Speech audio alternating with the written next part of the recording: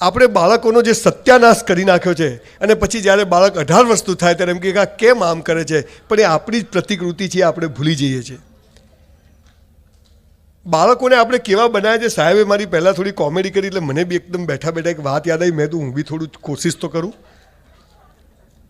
એક બહેનનો બાળકને લઈને ગમે ત્યાં જાય ને તો બાળકે મમ્મી પીપી જવું છે. એ આવું બોલાતું હશે?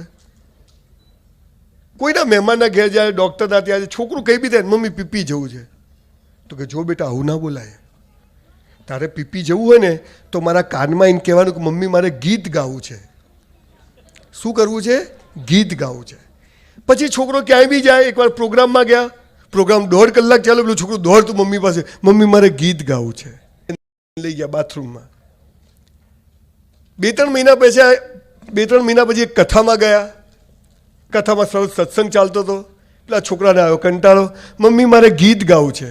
બેસી જા. થોડી વાર છોકરું મમ્મી મારે ગીત ગાવું. એને ખરેખર ગીત ગાવું હતું. એની મમ્મી કે બેસી જા. એટલે બાપજીને ડિસ્ટર્બ. બાપજી કે અહીંયા બેટા સ્ટેજ પર બોલાયો. શું છે બેટા? કે મારે ગીત ગાવું છે. કે મારા કાનમાં ગા. આપણે આ જ ધંધા આપણા બાળકો સાથે કરી રહ્યા છીએ. લગભગ 1250 પ્રોગ્રામ કર્યા સમગ્ર વિશ્વમાં. અત્યારે મહિનામાં 22 દિવસ બોલવા જઉં છું સાહેબ. પહેલાં બહેરું નહોતું સાંભળતું ઘરમાં. મેં તો જો સાહેબ 700થી વધુ સ્કૂલ કોલેજો. આજે બહુ લાંબો ટાઈમ પણ નથી ને બહુ વધારે બોલવું પણ નથી, પણ જે ચીજને મેં મારા જીવનનો મંત્ર બનાવ્યો છે એ વાત થોડી તમારી જોડે શેર કરું છું આજે. કે આપણા દેશની, એમાં પર્ટિક્યુલર ગુજરાતની એજ્યુકેશન સિસ્ટમ બિલકુલ બકવાસ છે, થર્ડ ક્લાસ છે. પાયામાંથી બદલવાની જરૂર છે. પાયામાંથી.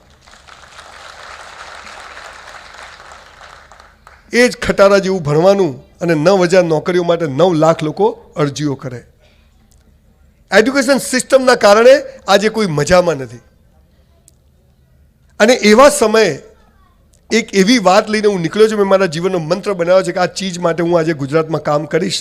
ઇલેક્શન હતું એટલે હું બોલતો નહોતો. મેં તો નક્કામાં કોઈ સમજે કાં તો કઈ પાર્ટીના છે. આપણે કોઈ પાર્ટી જ નથી, કેમ કે નવી બાટલીમાં જૂનો દારૂ જ છે બધો. અહીંથી અહીં જતા રહે, પાછા અહીંથી અહીં જતા રહે. આપણે પેલા પેલો ગયો એટલે આપણે પાછા આમ 400 મીટર દોડી 5 કરોડ રૂપિયા મળ્યા એક દિવસમાં. કેટલા? અહીં સુરતમાં બધા બાયલા છે.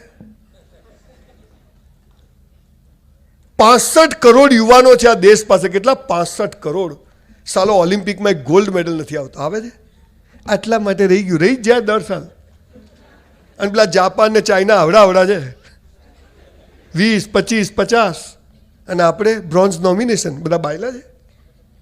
પણ જે દેશમાં પટાવાળા બનવા માટે 12મું પાસ જોઈએ ને, એ દેશમાં MLA MP ને મિનિસ્ટરો અંગૂઠા છાપો ને ત્યાં હાથ થાય. આ લોકશાહીનો સૌથી મોટો માઇનસ પોઈન્ટ છે. અને એટલે મેં બહુ બધા મુદ્દાઓ પર નક્કી કર્યું છે, વાતચીત કરી રહ્યો છું. કોઈ પણ રીતે આ વાત સરકારને મનાવવી છે. નહીં માને તો એની સામે જે રીતે પડવું પડે એ રીતે પડવું છે. બધા આપણા જ છે. આપણે કોઈ કોંગ્રેસ ભાજપનો સવાલ. સરકાર મીન્સ જે સત્તામાં ધોરણ 10 અને 12નું એજ્યુકેશન જ્યારે પૂરું થાય અને એક બાળક સ્કૂલના ગેટમાંથી બહાર નીકળે ત્યારે એને એમ થવું જોઈએ કે I am the best creation of God. એના બદલે 90% છોકરા છોકરીને એમ થાય છે આપણી તો જિંદગી પતી ગઈ. આવું કેમ? What is the meaning of education? To educate. તમારી અંદરની શક્તિઓને બહાર લાવે. That is called education. શું આપણા તો એવું થાય છે? નથી થતું. અને એનું પરિણામ એ આવ્યું છે કે બધી સ્કૂલ કોલેજો માત્ર 10% છોકરાઓ માટે ચાલે છે. આપણે ખાલી ડૉક્ટર્સ જોઈએ છે, engineer, chartered accountant, company secretary. બાકી બધો કચરો. જરૂરી છે. IAS, IPS, કલેક્ટરો, DS સેલ્યુટ છે. જે ભણવામાં હોશિયાર છે એનો મારો જરાય વિરોધ નથી, પણ એ 10% સિવાયના 90% કચરો નથી. આ વાત જ્યાં સુધી સમાજમાં મા બાપ નહીં સમજે. અરે મા બાપ, હું જોઉં છોકરા, બેટા 90%. તારા બૈરીના ભેગા કરે તો 80 નહીં થાય. તું એની ક્યાં પથારી ફેરવે? બેટા આપણી ઇજ્જતનો સવાલ છે. તારી છે કે 5 લાખ ઉછીના લઈ જાય, ખબર પડે તને કેટલી ઇજ્જત પકવી નાખ્યા છે. સાહેબ, બાળક ખલીલ જીબ્રાનને સાહેબે યાદ કર્યા, બહુ મોટી વાત કરી. બાળકોના આપણે ટ્રસ્ટી છીએ, માલિક નથી સાહેબ. We are trustee of our children, we are not owner of our children. આ આપણે ભૂલી ગયા. અને બધું જ એજ્યુકેશન અને એમાં અંગ્રેજીકરણ ચાલુ થયું છે. પથારી ફેરવી નાખી છે. અંગ્રેજી ભાષા છે, હોશિયારી નથી. English is a language. સાહેબ 300 વર્ષ પહેલાં આ દેશ દુનિયામાં સૌથી મોટો બિઝનેસ કરતો. તમને ખબર? 300 વર્ષ પહેલાં, હમણાંની જ વાત છે. કોઈને અંગ્રેજી નહોતું આવડતું અને આજે ઇંગ્લિશ મીડિયમ.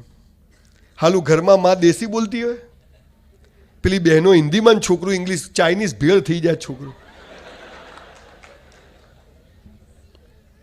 અરે સાહેબ, દેશી માતૃભાષામાં જે ભણવાની મજા છે ને સાલી કોઈ ભાષામાં છે જ નહીં. ગુજરાતના 100 કરોડપતિઓને ઓળખું છું, એકે 10 ચોપડી પર ભણેલો નથી. સંજયભાઈ એમાં એવું જ છે ને, ગોવિંદ કાકાને સાંભળો ને તમે. તમારામાં આવડત અને હોશિયારી હોય ને તો ભણેલા તો ભાડે મળે સાહેબ. આ કોન્ફિડન્સ લેવલ બાળકોમાંથી જતું. 5000 વર્ષની સંસ્કૃતિવાળો આ દેશ, શકો, હુણો, આર્યો, અંગ્રેજો, મોગલો આપણી પથ્થર ઠોકીને કે આ દેશ અડીખમ ઉભો છે. એનું કારણ છે આપણી સાધુકુલ પરંપરાઓ, આપણા સંસ્કારો, આપણી સમજણ. આ બધું ભૂલી અને માત્ર પૈસો ને સેક્સ, પૈસો ને સેક્સ. અરે સાહેબ, પૈસા ને સેક્સમાં તાકાત હોત ને તો બૌદ્ધ અને મહાવીરે છોડ્યા જ ના હોત. ધો ઇટ ઇઝ રિક્વાયર્ડ, પણ કેટલા જોઈએ? એ દિલ માગે મોર, માણસ મોટો ભિખારી થતો જ જાય. આવા દો 200 વીઘા જમીન હોય, બંગડીવાળી ગાડી હોય, છોકરો અમેરિકા હોય, તોય 80 વર્ષનો ડોહો હું કે બાજુનું ખેતર લેવા જ જાય તો સારું. મરી જાય ને પાર આવે, કેટલું ભેગું કરશે? હવે અમારા માટે રાખ થોડું. હમણાં સાહેબે તમને હસાય. ખરેખર આવા હાસ્ય કલાકારોને તો મિનિસ્ટર બનાવવા જેવું. તો બનાવવાનું સાહેબ, લખી રાખજો. અત્યારે તો એક મિનિસ્ટર કે એમએલએ ઊભો થાય ને તો 100 માણસ ભેગા ના થાય વોર્ડમાંથી. આ કેમ કે એમનો બકવાસ સાંભળીને લોકો થાકી ગયા. માણસ જિંદગીથી થાકી ગયો છે. એનું કારણ કે પાયામાં આપણે છે ને ઝાડ ઉપર બહારથી ફળફૂલ લગાય છે, સાલા મૂળિયામાં પાણી કોઈ નાખતું નથી. એક બાળકનું જ્યાં ઘડતર થાય છે, પ્રાઇમરી એજ્યુકેશન, જ્યાં સૌથી પહેલું બાળક એક જુદા માણસ જોડે ટકરાય છે, ત્યાં સૌથી કાચો શિક્ષક ભીડાઈ દીધો છે. બીએડ પ્રી પીટીસી કરેલા 10,000ની બહેન ઊભી હોય, ચક્કી લાવી, ચોખંદાનો ચક્કો લાવે. ઉડી જશે ચક્કો ને ચક્કી બે, ખબર જ નથી તને બે. આ ચાલી રહ્યું છે બધું. અને કોલેજમાં 1.5 લાખ પગાર, ત્યાં છોકરાઓ જ નથી. સાહેબ, જે હું જો ગુજરાતનો સીએમ બન્યો ને, બનવાનો છું, નક્કી કર્યું. ભાઈ નરેન્દ્રભાઈ પાસેથી શીખ્યો, ધ્યેય ઊંચો રાખો. હાલા નીચું શું કરવા જવું? અને રસ્તો તો ત્યાંથી જ જાય છે ને. 2 ગુજરાતીઓ હતા પહેલાં, ખબર છે ને? આપણે પોલિટિક્સમાં નથી પડવું, પાછો વિષય ચૂકાઈ જશે. મારી વાત એવી છે, આ બધા વિચારજો, આ મારા વાતને ગુજરાતના છેવાડા સુધી પહોંચાડજો. અને જેના માટે હું છેલ્લા 3 વર્ષથી લગાટ બોલું છું. મારું ઘણું 70% ખલાસ થઈ ગયું છે. મારો વોકલ કોડ કે હું 2.5 કલાક બોલું છું, પણ હવે તો 20 30 હજાર લોકો આવે છે. એટલે મને એમ થયું કે ટાલિયા તારી વાતમાં દમ છે, ચાલુ રાખાને. એટલે હું આ સેમિનાર્સ કરું. That is I M speaking all this nonsense. કેવી સ્કૂલ કોલેજો સાહેબ! આ દેશમાં ગુરુકુલ પરંપરા હતી. હું કોઈ ધર્મ સંપ્રદાયમાં માનતો નથી, પણ કદાચ આજે સ્વામિનારાયણ સંપ્રદાય છે જે આને સાચવીને બેઠું છે. અને એને એક શરૂઆત કરી કે આ રસ્તેથી અહીં સુધી જઈ શકાય. 300 ધર્મ અને 3000 સંપ્રદાયો છે. કોઈ મજા નથી. જેને જુઓ મજા નથી તો પ્લગમાં આંગળી ઘાલ દે, હું પૂરું, એમાં 5 મિનિટ થાય. કાં તો પંખા હાથે લટકી જાઓ, શું થયો? દેવ થઈ ગયો. અરે જિંદગી મસ્ત છે, લાઈફ ઇઝ સો બ્યુટીફુલ, સાલું કોઈ કહેતું જ નથી. સ્કૂલના શિક્ષકોએ પથારી ફેરવી નાખી. તને ગણિત નથી આવડતું, તને ભૂગોળ નથી આવડતું, પેલો મનમાં કે સાલા બહાર આવ, બતાવ તને શું આવડે. સાલા સ્કૂલ કોલેજોમાં ભણાવે છે, જીવનમાં કામ નથી આવતું. અને જીવનમાં જે કામ આવે સાલા સ્કૂલોમાં ભણાવતા નથી. લોચા તો રહેવાના જ. આ સૌથી મોટો પ્રશ્ન છે.